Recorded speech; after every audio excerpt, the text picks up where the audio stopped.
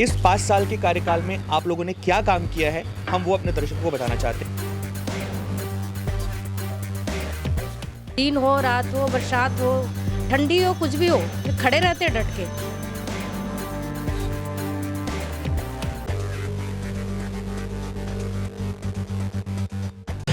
नमस्कार, मैं हूं नवीन मिश्रा और आप देखना शुरू कर चुके हैं द न्यूज़ गैरेज का स्पेशल प्रोग्राम जिसका नाम मताधिकार presents by Londe jewellers, powered by Dwarka water park and co powered by prime fitness gym. आज हम लोग यहां पर पहुंचे हुए हैं प्रभाग क्रमांक 16 में, जो कि अजनी वाला एरिया आता है, और हमारे साथ यहां प्रभाग क्रमांक 16 की नगर सेविका लक्ष्मी यादव जी मौजूद हैं। आपका बहुत बहुत स्वागत है मैम हमारे इस प्रोग्राम में। हमारा ये प्रोग्राम है मैम, जैसे कि कार्यकाल लोगों का, सभी नगर सेवकों का 5 साल का पूरा हो रहा है। फरवरी 23 तारीख को पूरा कार्यकाल समाप्त हो जाएगा। इस 5 साल के कार्यकाल में आप लोगों ने क्या काम किया है, हम वो अपने दर्शकों को बताना चाहते हैं। तो आप बताइए कि आपने 5 साल में क्या क्या कार्यों को अंजाम दिया है। बिल्कुल, सबसे पहले तो मैं आपको बताना चाहूँगी, पहले तो आप लोगों का धन्यवाद कि हमको मीडिया में लाके हमारे कामों का जो है डाटा पूरा जनता तक के आप फेस कर रहे हो, उसके लिए आपका बहुत बहुत धन्यवाद। दूसरा ऐसा है कि हमारा कार्यकाल 5 मार्च को ख़त्म हो रहा है। अब 5 सालों में 2002 से लेके आज तक 2022 तक कामों का डाटा इतना बड़ा है कि मेरी जो जनता है 2002 से जो हमारे पर आशीर्वाद अपना बना के रख रही है, ये उनका भरोसा है। और उनके जो कामों का हमारे पास लिस्ट आती है, वो काम हम करते जाते हैं। जैसे कि वार्ड में विकास काम, अब वार्ड का विकास काम मीन्स मैंने पहले भी बताया था कि हमारे यहाँ एक निधि फिक्स रहती है नगर सेवक की। जो वार्ड निधि रहती है उसमें हम गट्टू, gutter line, sewage line, drainage, ऐसे काम ये करते हैं। मेरे यहाँ आपका पिछली बार इंटरव्यू हुआ था लगभग कुछ महीने पहले, तो वहाँ जनता ने कुछ बताया था कि गटर की समस्या है। मैं आपको बताना चाहूँगी कि आज चूना भट्टी जैसे एरिया में 70% गटर और ड्रेनेज और सीवेज की लाइन का प्रॉब्लम सॉल्व हो चुका है। ना वहाँ पानी का प्रॉब्लम है, ना सीवेज का है और ना ड्रेनेज का है। आज आप मेरे यहाँ 8 से 9 स्लम एरिया है, वहाँ आप जाके देखोगे तो वहीं की जनता बताएंगी कि हमारे यहाँ क्या डेवलप हुआ है। हमारे यहाँ रास्ते, पानी, बिजली, आज ऐसे मैक्सिमम समस्याएं जो ख़त्म हो चुकी है और छुटपुट समस्या है जिनका काम आज भी मेरे एरिया में चालू है। मैं आपको बताना चाहूँगी कि जब हमारे नेता, लाडले नेता माननीय मुख्यमंत्री देवेंद्र जी फडणवीस मुख्यमंत्री बने, तब उन्होंने मुझे बहुत सारी निधि दी हुई है, जिसमें मैंने छत्रपति नगर में एक महिला प्रसाधन गृह बनाया है, वहाँ जीजा माता उद्यान में, क्योंकि वहाँ महिलाओं को प्रसाधन गृह नहीं था, तो वो महत्व का था, वहाँ एक बनाया। उसके बाद उन्होंने मुझे 1 कोटि 39 लाख रुपए उन्होंने दिया स्लम एरिया में सीवेज, ड्रेनेज लाइन और छोटे छोटे चेंबरों का काम करने के लिए, जो लगभग अपना काम वहाँ पे चालू है। और वार्ड निधि से मैंने यहाँ पे गट्टू, रास्ते, एक फिक्स पैरिटी से भी रास्ते बनाए। उसके बाद आज डीपीडीसी की 25 लाख की एक फाइल मेरी सैंक्शन हुई है, जो 2 साल पुरानी थी। उसमें प्रशांत नगर में गल्लो गली डामरी का काम चालू हो चुका है, वहाँ सफाई का लगा है। एक फिक्स पैरिटी की 15 लाख की फाइल थी, जिसका आज ही भाग्योदय सोसाइटी में भूमि पूजन हुआ है। ऐसे हमारे जो काम है वो चालू है। प्रभाग जो अभी कटा है फिलहाल, हाल फिलहाल में कल ही रिपोर्ट आई है कि प्रभाग कट गया है, वार्ड कट गए हैं, उसके बारे में आप क्या कहना चाहेंगी? क्या जो पिछला प्रभाग आपके अंतर्गत आता था वही आया है कि इस बार कुछ नया करने को आपको मौका मिलेगा? जी नहीं, पहले जो प्रभाग था वो छत्रपति से लोकमत चौक तक के मेरे 16 बूथ में आते थे। अभी जो प्रभाग कटा है शायद उसमें बर्डी, टेकड़ी मंदिर, शनि मंदिर, ऐसे बहुत सा इलाका जुड़ा है। जो पुराना था मेरा वो भी जुड़ा हुआ है, और इसमें मुझे कोई भी नाराज़गी नहीं है। प्रभाग कहीं से कटा, कहीं से भी जुड़ा, हमारा एक ही उद्देश्य है, जनता के भरोसे पे खरा उतरना, जनता के काम करना। हमारे यहाँ जैसे जो स्लम एरिया की और मेरे सिविल एरिया की जो जनता है, उनको रास्ते, पानी से ज़्यादा उनकी पर्सनल समस्या है। जैसे आप अभी आए तो आपने देखे कि छोटे मोटे ऐसे मैटर रहते हैं जो फैमिली, तो आज मुन्ना जी यादव जब से यानी पहले टाइम से कारपोरेटर बने, मेरा एक्सपीरियंस है, मैं आज जो 30 सालों में उनको देख रही हूँ, तो मेरे यहाँ की जनता सिर्फ उनको इतना रिस्पेक्ट देती है कि कोई भाई, बेटा, काका, मामा बोल के वो अपनी छोटी छोटी पर्सनल समस्या घर की तुरंत हमारे पास आती है कि भैया ये करके देना है। हमारे यहाँ सामाजिक कार्यक्रम ज़्यादा होते हैं। जैसे हमारे स्लम एरिया में कैसा है, उनको हॉस्पिटल, आँखों का ऑपरेशन, चश्मे, छोटी मोटी बीमारियों का इलाज करने के लिए मेरे स्लम एरिया के लोग बहुत गरीब हैं, वो बेचारे दिन भर काम पे जाते हैं, तो वो खुद की तरफ ध्यान नहीं दे पाते हैं। तो ऐसे में हम एक शिविर के मार्फत उनका इलाज कराते हैं। मैं आपको बताऊंगी, आज 5 साल के अंदर मैंने 250 से 300 मोतियाबिंद के पर्सनल इससे हमने अपनी तरफ से गांधीबाग सी रोड में ऑपरेशन करा के दिए हैं। अभी 27 नवंबर को मुन्ना जी यादव का बर्थडे था, उसमें हमने एक शिविर आँखों का रखा हुआ था। उसमें हमने कम से कम 500 के आसपास चश्मे वाटप वगैरह किए। परसों के दिन माननीय हमारे माजी मुख्यमंत्री देवेंद्र जी फडणवीस, इन्होंने हमें एक चलता फिरता दवाखाना मोबाइल वैन दी हुई है, जिसके मार्फत हमने परसों मैक्सिमम 100 लोगों का इलाज कराया, जिसमें जिनका सर्दी खांसी जो भी छोटी मोटी बीमारी थी उनको माननीय देवेंद्र जी फडणवीस की तरफ से हमने मेडिसिन भी उपलब्ध करा के दी है।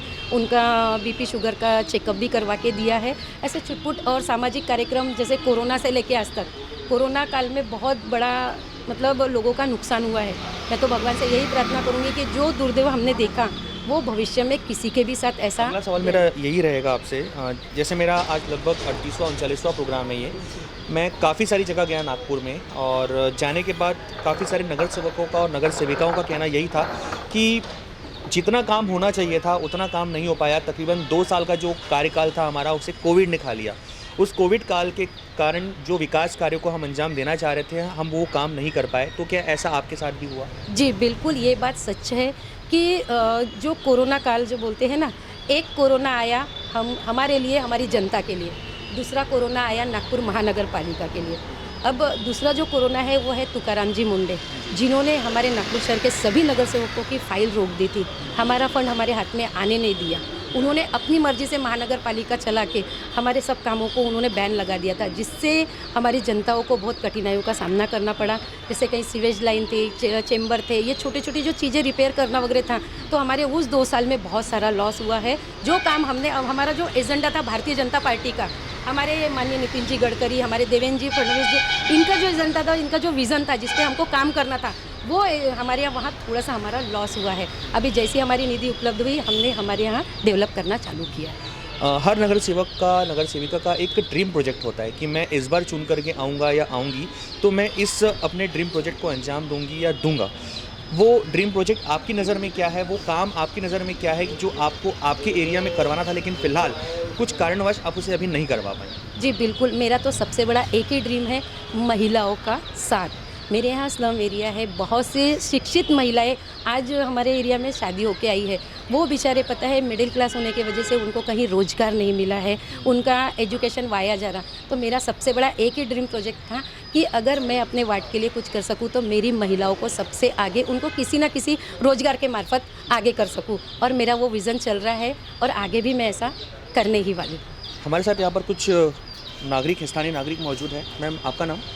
रिंकी सौरभ मस्कर। मैम ने अपने काम गिनाए 5 साल के कार्यकाल को, मतलब कैसे निभाया उन्होंने, उस कार्यकाल के बारे में? बहुत कम गिनाए इन्होंने काम, आप बताइए। जो इन्होंने किए काम आप बताइए। वो कोई भी नहीं कर सकता। मैं भी अगर नगर सेवक बनूँ तो इतना नहीं करूँ जितना ये करते हैं। बाय द वे 2 बजे या 2:30 बजे रात में किसी के घर में भी अगर प्रॉब्लम हो जाती तो डट के खड़े हो जाती औरत हो के, ये जो मैं शायद नहीं हो पाती है ना। जेंट्स लोग भी मैंने इतना कैपेसिटी नहीं देखा जितना इनमें देखा मैंने, कि दिन हो, रात हो, बरसात हो, ठंडी हो, कुछ भी हो, ये खड़े रहते हैं डट के, महिलाओं के लिए, पुरुषों के लिए, लेडीज़ों के लिए, बच्चों के लिए, हर इंसान के हर कोई काम। ये नहीं कि यही वार्ड में, कोई भी वार्ड से इनको अगर कॉल आ जाता है तो ये फट से ना चले जाते हैं। ये नहीं देखते कि मेरा वार्ड नहीं है, मेरे को करना है तो करना है। सर, आपका नाम? देवीदास फेंडर। आप क्या कहना चाहेंगे लक्ष्मी यादव जी के कार्यकाल के बारे में? कार्यकाल 5 साल का कैसा रहा? कार्यकाल 5 साल का एक नंबर रहा, और आज भी अगर फ़ोन करो लक्ष्मी ताई को, आज भी फ़ोन उठाते हैं। और ऊपर से हमारे 2 हार्ट के ऑपरेशन वो भी हो चुके हैं जूनियर अजनी के, और जहाँ भी समस्या रही एक फ़ोन करो रिटर्न आ जाते हैं। काका, आपका नाम बताइए। और मेरा नाम राजू वाराते है। हमारी ज़्यादा समस्या है लोकल एरिया है, स्लम। इसमें तो सब टोटली गरीबी है, जो किसका मरना है, किसका कुछ हो रहा है, कुछ नहीं हो रहा है, पैसा नहीं, तो ये ऐसा थोड़े कई इसलिए डायरेक्ट हम पब्लिक से रुक में चाहिए, उनके घर से पूरे एकदम ही हमारे घर जैसे लोग हैं।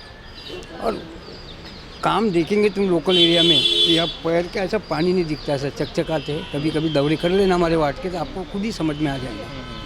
और ऐसी कोई समस्या नहीं कि मुन्ना जी कभी छोड़ाते नहीं, कोई भी। अभी तुमने आपने देखे, प्रैक्टिकली देखे ना, ऐसी तो बात नहीं है। तो ऐसी कई समस्या है, इसलिए हम ये स्लम में रमे हैं इतने साल से। क्योंकि उनके घर का काम कर देते हैं ना सीधा, कुछ प्रॉपर्टी का रहे, कुछ रहे, झगड़े हो रहे, ये हो रहे, और ये स्लम एरिया में ये चलते ही रहता है, ये सब सॉल्व होते रहता है। और काम के बारे में तो आप पूछो मत, हर चीज़ काम बने पूरी, जहाँ जाएंगे चकाचक लाइटिंग वगैरह ये हो, कभी वो आदमी नहीं हो, कोई तो जेब में से पैसे खर्च करके निकालते हैं, या बैठे तो कम से कम 10-15 हज़ार रुपये लगते हैं। किसकी ये है, कहीं गरीब आ रहे, कहीं इसका बिल भरने के लिए, इलेक्ट्रिक का बिल भरने के लिए, नल का बिल भरने के लिए, यह सब से सॉल्व होते रहता है। ईश्वर उनको अच्छा करे, ऐसा ही रखे। धन्यवाद मैम। जैसे कि आने वाले 2 महीने में या 2.5 महीने में नागपुर महानगर पालिका के चुनाव होने वाले हैं, इस चुनाव को लेकर के आपकी क्या तैयारी है? फ़िलहाल तो मेरी ऐसी कोई अभी तैयारी नहीं है, पक्ष है जो कुछ है, और पक्ष से बड़ा कुछ नहीं है। हमारे लिए तो भारतीय जनता पार्टी ही सबसे महत्व की है। माननीय नितिन जी गडकरी, माननीय देवेंद्र जी फडणवीस, जो उनका डिसीजन है उसी में हम सब सहमत हैं। मेरा अगला सवाल ये है, जैसे आपने पक्ष की बात की, भारतीय जनता पार्टी की बात की, तो अभी भारतीय जनता पार्टी महानगर पालिका में बैठी हुई है, महापौर भारतीय जनता पार्टी के बैठे हुए हैं, लेकिन जो कोविड काल आया उससे विपक्ष का कहना और दूसरे नेताओं का कहना, दूसरी पार्टियों के नेताओं का कहना, नगर सेवकों का कहना, विरोधी पक्ष नेता का कहना ये है कि बहुत ज़्यादा असर इस बार महानगर पालिका के चुनाव में भाजपा को पड़ने वाला है। तो उस वक्तव्य के बारे में आप क्या कहेंगी? मैं एक ही बात बताना चाहूँगी कि आज 15 साल से भारतीय जनता पार्टी की सत्ता नागपुर महानगर पालिका में है। ये दुर्दैव था कि अभी जो कोविड काल आया, लेकिन जो लोग ये बोल रहे हैं कि असर पड़ेगा, मैं उनको यही बताना चाहूँगी कि घर में बैठे रहने से सब कुछ ऐसा दिखता है। काम करने वाले के ही हाथ पैर टूटते हैं, घर में बैठे रहने वालों को धक्का नहीं लगता है। वो विरोधक है, उनके मन से नहीं होगा तो वो ऐसा ही बोलेंगे। उनको महापौर, आमदार, खासदार, मुख्यमंत्री जितनी भी मदद करेंगे भाजपा के, तो भी उनको कम है। उनको तो अपनी पब्लिसिटी करना है, लेकिन वो सत्ता में इसलिए नहीं आ पा रहे हैं क्योंकि वो जनता के बीच में नहीं है, वो शहर का विकास नहीं कर पा रहे। लेकिन मैं आपको बताना चाहूँ, नागपुर महानगर पालिका में भाजपा के महापौर है, भाजपा की ही स्टैंडिंग कमेटी है और भाजपा के ही नगर सेवक है। आज उनका जो डेवलप करने का तरीका, जो उनका विज़न, जो लोगों को कोरोना काल में उन्होंने हेल्प की, ये आपको भारी मतों से 2022 में दिखने वाला है चित्र, और फिर से नागपुर महानगर पालिका में भाजपा का ही झंडा फहरने वाला है। बहुत बहुत धन्यवाद लक्ष्मी यादव जी आपका। आज हम लोग यहाँ पर आए हुए थे प्रभाग क्रमांक 16 में, और हमारे साथ मौजूद थी यहाँ की नगर सेविका लक्ष्मी यादव जी। उम्मीद करते हैं आपको हमारा ये प्रोग्राम ज़रूर पसंद आया होगा। आप बने रहिए द न्यूज़ गैरेज के साथ।